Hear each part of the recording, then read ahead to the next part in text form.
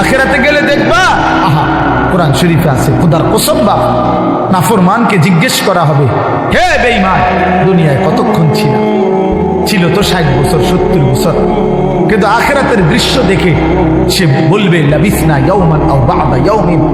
হায় মাওলা, হয়তো একদিন ছিলাম অথবা একদিনের অর্ধেক বা কিছু অংশ ছিল।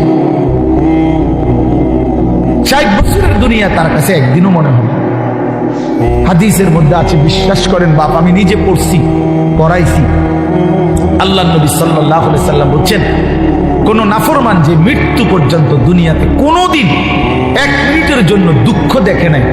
সুখের সাগরে ছিল, কোনোদিন দুঃখ পায় নাই এমন, অথচ নাফরমান পাপী,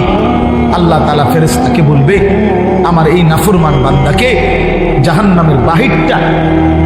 একটু হাঁটাইয়া আর জাহান্নামের একটা দরজার সামনে একটু দাঁড় করাইও, 1 মিনিট পর্যন্ত খাড় করাইবা।